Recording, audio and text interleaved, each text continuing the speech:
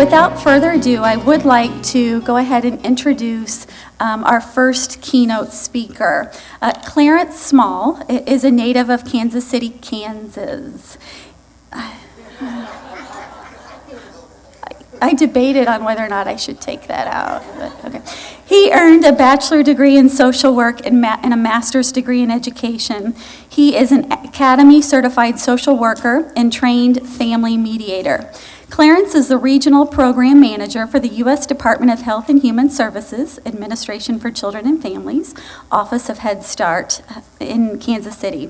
As RPM, his responsibilities include developing long-range strategies and work plans for the region to carry out legislative initiatives and national goals and priorities aimed at improving the effectiveness of Head Start programs, advising the National Office of Head Start on the status of assigned work and staff progress in accomplishing plan objectives, recommending options for resolution of problems. He provides direction in the implementation of Office of Head Start national policies and procedures, and recommends strategies and approaches to improve overall performance. Mr. Small directs ongoing program monitoring and provides technical assistance to assess the effectiveness of a grantee operations and ensure compliance with federal regulations, procedures, and guidelines. His wife, Darlene, is a school teacher, and as a licensed foster home, they have provided a home to over 20 children over the past 15 years. Currently, they are proud parents to Hannah, Tiana, Stephanie, Ashley, Jalisa, and Brianna. Clarence. Good morning, everyone. Good morning. Oh, that was kind of weak. Good morning, everybody. Good morning. All right. I want to shake off the nervousness. So if I'm looking out in the audience and you all are at least smiling, that'll help. I see a lot of the Head Start family in the audience. I'm going to ask all those who are from the education community, raise your hands. All right. Okay. Thank you all. All right. I wanted to just see who my audience was because many of the things I'm going to talk about, the Head Start community, my Head Start family, you know this stuff.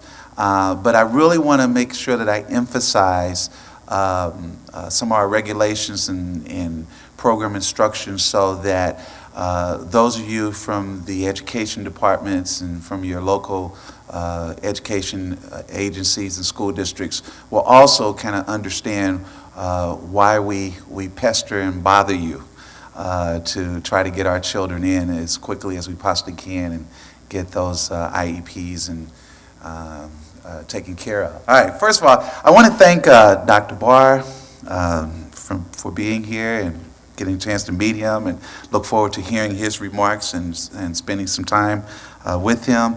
Also want to thank the Head Start Collaboration Office, Stacy and Carolyn, for their work in putting this together.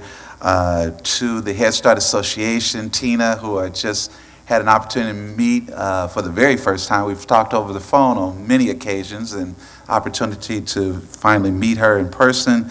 And to Rodan and those at the state ECE, TNTA office, just want to say thank you all for putting together this historic meeting.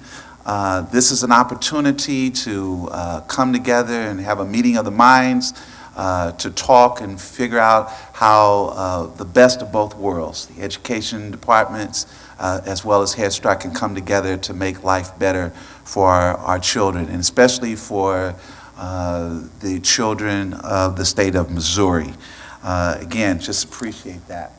I wanted to start off with my favorite quote. The best way to predict the future is to create it. And I just learned recently, I've been saying that for the longest, and just recently recognized that the author of that was Abraham Lincoln. But I've used that quote on many occasions because I have had a privileged life. I have been blessed to be part of young people's lives from the very beginning of my professional career. Started off at an organization called Call Valley in the state of Kansas that when the state privatized child welfare, We were one of the first nonprofit organizations to take on the awesome responsibility of working with young people that were in adoption processes, in foster care, in group home settings, and mental situations, institutes. And being a part of that family and being a part of that experience has helped me to grow into really believing and trying to live out this particular quote. As you heard, I am very, very proud of the fact that we still remain foster home to many, many children who people gave up on because of their disabilities. Hannah today is a teacher, teaching in the school district. This is a child who cut on herself, who ran away from home, ran away from all the places that they could put her, even when the state of Kansas came up with a project called Secure Care that was supposed to be the highest form of security. She was able to figure out a way to get out of there. Very frustrated, very angry, just a lot of different things going on in her life. But we were blessed to be able to make a connection with her. And from that connection, like I said, she went on to finish high school, went on to finish college, and like I said, she is now getting ready to take her first year. She's teaching this year, but she's getting ready to start her master degree for teaching. And I'm very, very proud of that. And again, it kind of goes back to just the best way to predict the future is to create it. And I'm trying to do my part to create that. But it brings up, like I said, the idea that there are so many children out there, and I love that video that you had up there because it just takes a spark to get a fire going, and we are that spark for a lot of the young people out there, a lot of the children that we see, a lot of the children that you all visit and deal with on a regular basis. It just takes us. If we work together, we can make life and improve life for our young people. I want to make sure that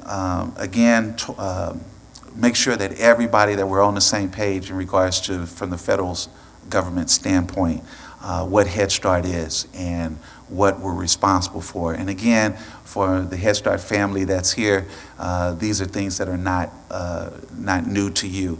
But Head Start is the most important social and educational investment in children, families, and communities that the United States has ever undertaken. If you look at all of the regulation and you look at everything this is a big undertaking.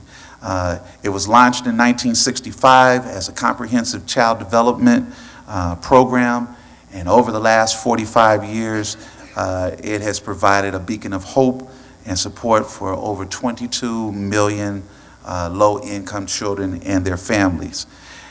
And it remains strong even in the face of challenging political and fiscal climates because it has continually improved the services to deliver to children and families and respond to the changing needs of the local community. And I would just like to add to that, Head Start has been under fire. Head Start will continue to be under fire. Head Start, when I listened to our national director talk, was just at a meeting with the other regional managers, and one of the things that she continues to remind us, and that is that Head Start is in the fight of its life.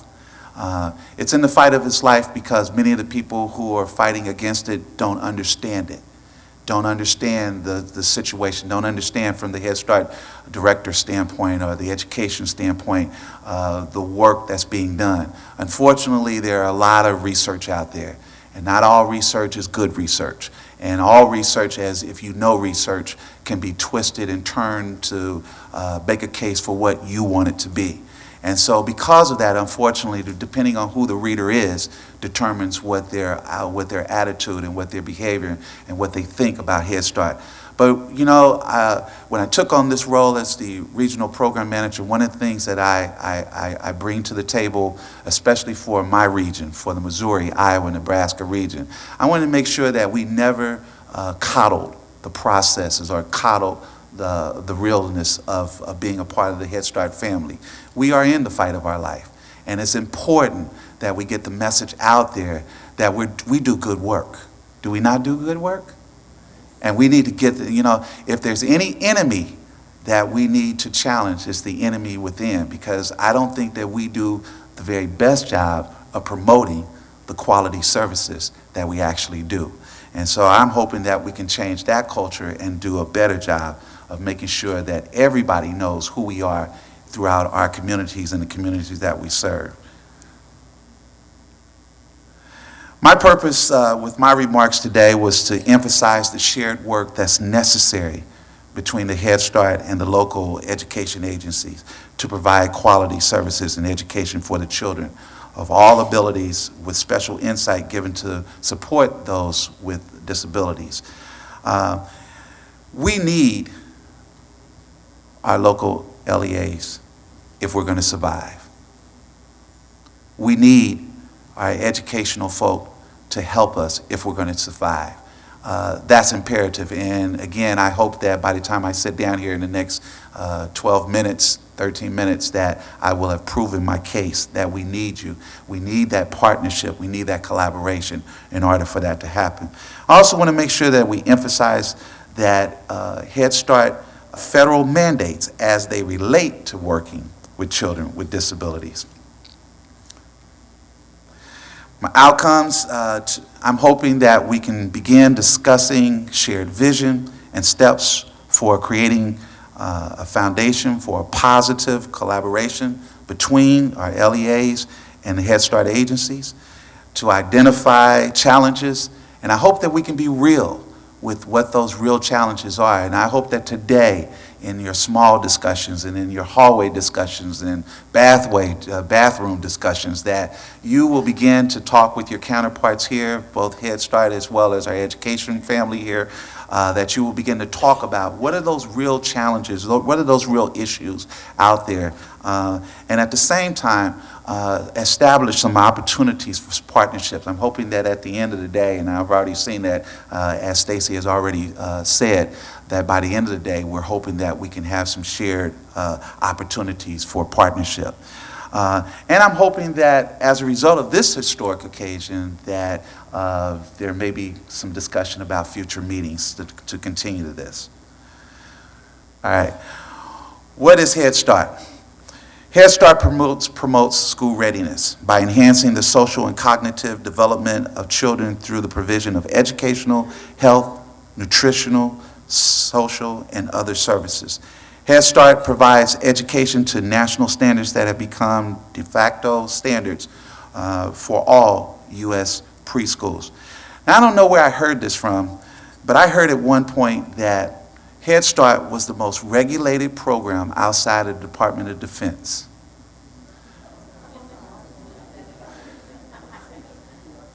My Head Start community, y'all believe that? I don't know where I got that from. Education is competitive. Dr. Boyd said education is competitive.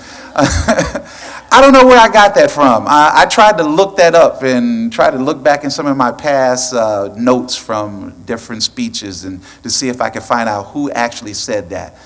But you know what? If that is not an actually true statement, it sure feels true, doesn't it? Because there are regulations in regards to children brushing their teeth, how they eat, right? Visiting, family visits, everything is regulated. So I say that because it's important that for our Head Start family, when we're out in our communities, we need to make sure that we're letting folk know that we're just not out there, and it's just not no fly-by-night situation where we just came up with these rules and these regulations. But these are federally mandated responsibilities that we have to adhere to in order to operate in an effective program and to provide what is considered to be quality services. What Head Start is? Look at it. It's research-driven. We are not just a fly-by-night child care services. We provide that and much, much more. And it's important because how many times, how many hear out there from folk who are not fully aware of what Head Start do? You hear the fact that they're always likening us to child care. And I'm not saying that child care is bad. But we're more than child care. It's much more than child care, and we need to make sure that that we get that message out. That everything that is done is research driven.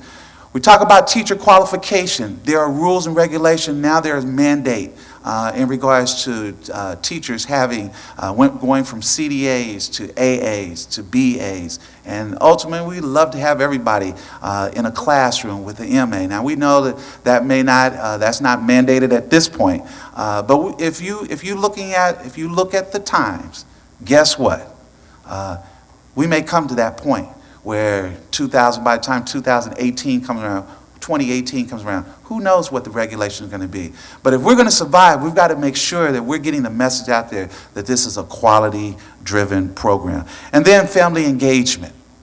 Family engagement. We have now embarked upon the fact that we have national centers in place, and one of those national centers is family engagement. It is no longer acceptable that Head Start programs just count the number of people that show up at a family meeting or a policy council. Dads and Donuts is great.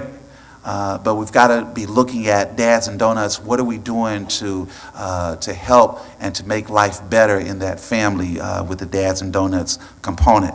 And then just another thing that I didn't have on this slide, and that is class. Everybody's familiar with class, and I hope that our education community is familiar with the process of class. It's called CLASS, which stands for Classroom Assessment Scoring System, where we're going into the classrooms and they're being monitored and they're being looked at and they're being graded according to the engagement and what's going on in that classroom. These are all research-driven components that we're hoping that the world will be able to see that, again, Head Start is effectively working with young people and getting them school ready. Like I said before, we have national centers in place. We have you'll see the 6 of them located up here. We just had a meeting in Kansas City with 3 of them, with the Family Engagement National Center and with the Program Management and Quality Teaching. We plan to bring the other 3 in within the next couple of months. Now, many of you all have been, especially in the Head Start community, have been kind of confused about what their role is. To put it quite frankly, their role is to work with the regional office and the state T&TA system to ensure that we get, meaning your federal program specialists, that we get the type of information and training that we need in order to help you all to do your jobs better.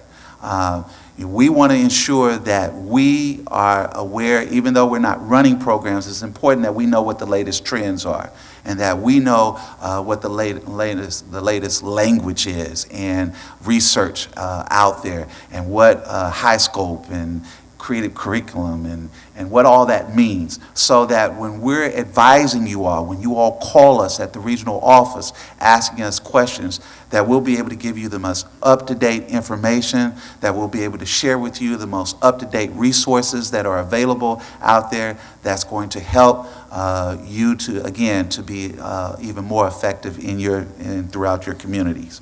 We're also, they're adding to this, we are to ensure that there is a connectedness between all of the national centers. We're developing what is called an integrated service team. You'll probably hear more about that in the coming weeks. But there's going to be an integrated service team. What's going to happen is we already have a field representative from the Quality Teaching and Learning Center that's on site with us on a day-to-day basis to help us to understand what the school readiness goals are and how many's already went through their first quarter of questions. Your program specialists have been calling you. All right, we're getting ready for the second round of that, but before we do the second round of that, we want to be able to understand what the first round meant when you all sent in your questions. And so for my folk who are from the education world, again, what I'm talking about is the fact that we're trying to get better at doing our jobs and understanding what's going out in the field so that when our Head Start programs call us, we can be able to, again, give them better information. Many of you all have probably seen this, and for those who haven't, again, school readiness is the key, is key. And all of our regional officers, the National Center, National Office of Head Start, this is where we are. This is where, and this is not a new concept, but it's getting, it's definitely being dusted off, and it's definitely getting more play. And you're going to hear more and more about this. You will hear more about this from the national level. You'll definitely hear more about this from your local level because, again, as we go out to state association meetings, regional association meetings, as we come out to do site visits, the first thing coming out of most of our mouths as a program specialist will be, and grant specialists as well, will be talk to us about your school readiness goals. Talk to us about what's going on.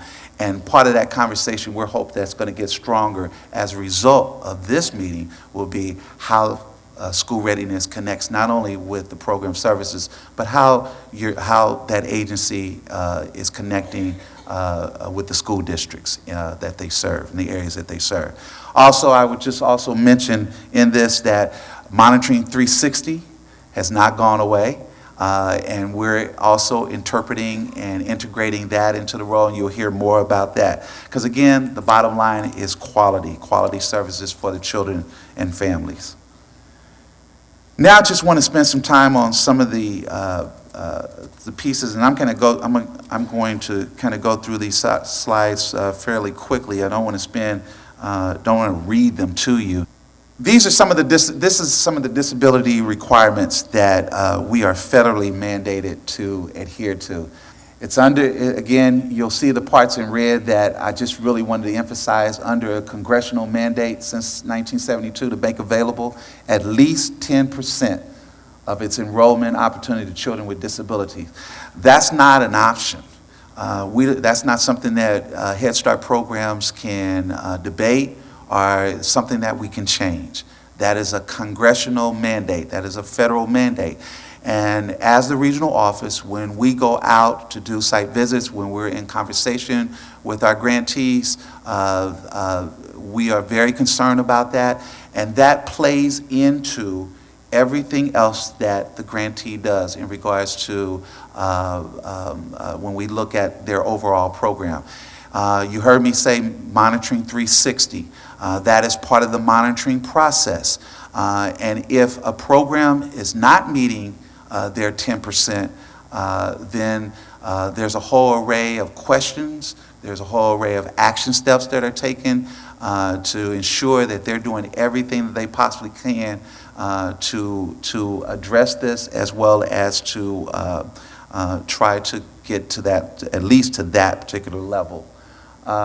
You will find, I put the website down here again because I want to make sure, again, for my folk here from the Education, Department of Education, you can go on this particular site and you can find all the information there is to know about disability and how that relates to Head Start.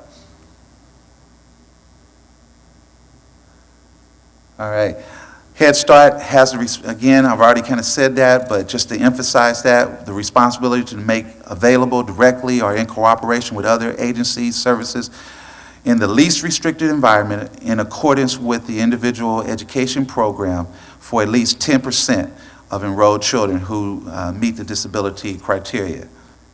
And again, just want to make sure I'm emphasizing again, because again, I'm hoping that the folk here, that you all get it, as well as that you can take this away. And again, they're going to make these copies available. And again, if we can just preach that and continue to stress that, I think that we can get a lot of mileage out of it and become a lot better at what we're doing. Head Start is fully committed to the maintenance of effort as required by all agencies, by IDEA, and by the Head Start Act. And again, it's all in there. And then we have what was called program instructions. And program instruction comes out, and that is a document that comes to our grantee organizations, which share with them what they need to do. In some cases, will go as far as to how they should follow through on a mandate that is congressionally edict or given out. And you'll see here, this is the program instruction that deals with enrollment of children with disabilities. And again, I'm showing you these things because I want to make sure and emphasize the fact that these are not just things that we can choose to do. These are things that must be done. These are things that we hold our grantees accountable for. And you'll see the language in here talking about no less than 10% of the actual numbers. And the emphasis on the one that I, again, put into underline, that's working with the services in their community, working with the services in there, and that's that local LEA. And again, as you can see, this is a pretty long program instruction. Now, for those who are not able to meet their required 10%, there is an opportunity for them to put in a waiver. And just out of curiosity, all my Head Start folk who have had a waiver in, raise your hand just real quick. Nothing to be ashamed of. All right, I see a few hands up. All right. And I can share with you from this desk that when they put those waivers in, they put a waiver in, it is the last resort. That means that they have done everything possible to have worked with that local educational agency to meet those requirements. And for whatever purpose, whatever reason, it has not happened, and they are in a situation where they, in order for us to be able to move forward, because again, when they come through, when the grantees come through and we have different opportunities for us to talk, we have what we call risk meetings. They can meet individually with their program specialist by phone. They also have the opportunity to do site visits. And when we come out and when we talk about these particular, one of the things that we talk about, and that is what have you actually done to meet that requirement? Because we all know that we have young people in our communities that need to be served, that need the services. And without getting on a soapbox, it's unfortunate that there are children out there that need to be served that are not receiving the adequate services that they need, are getting those screenings and those assessments and those things done with such an untimely way to the point where it's almost toward the end of the year and it's not as effective as it could be if it was done at the time when it was necessary. So again, that's why I said we need the help of our local education departments to help us with that.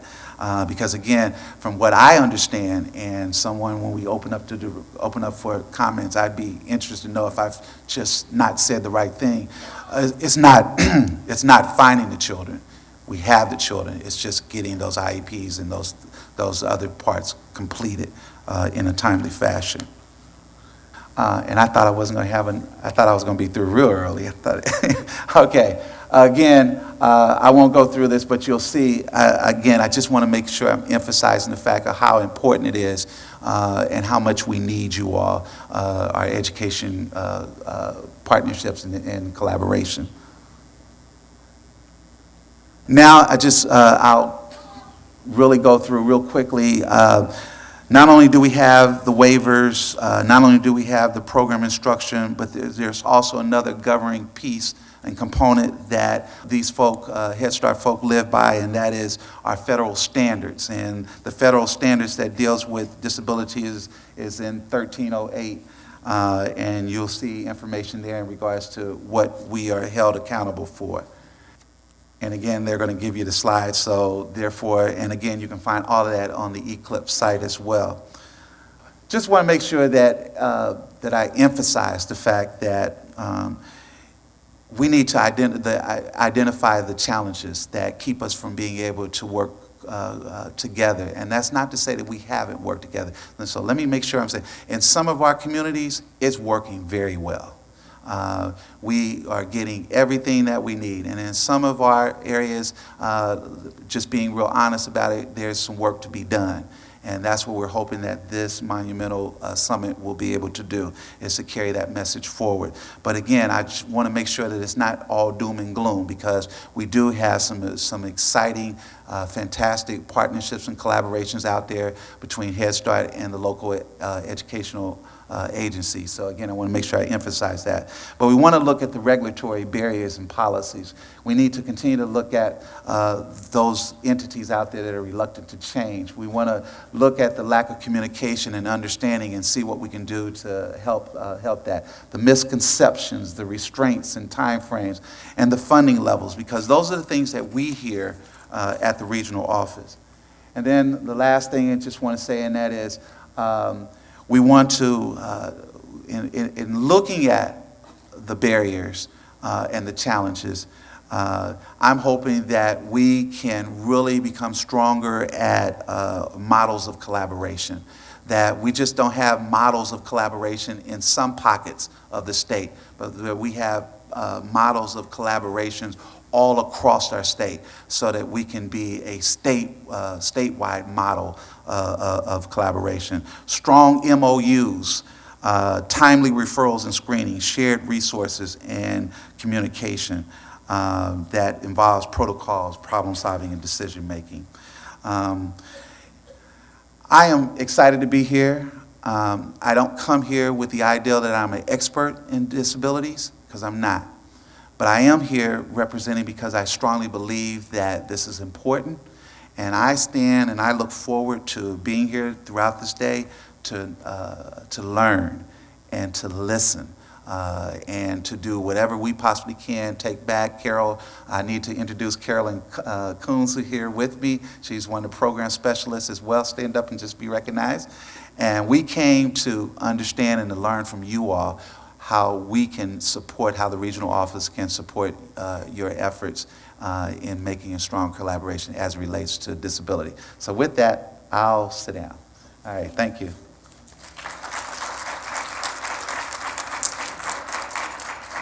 Thank you, Clarence. Again, we appreciate your willingness to be here and your commitment that you not only bring today, but will carry forward. And yes, Carol, thank you for attending as well. We appreciate your support.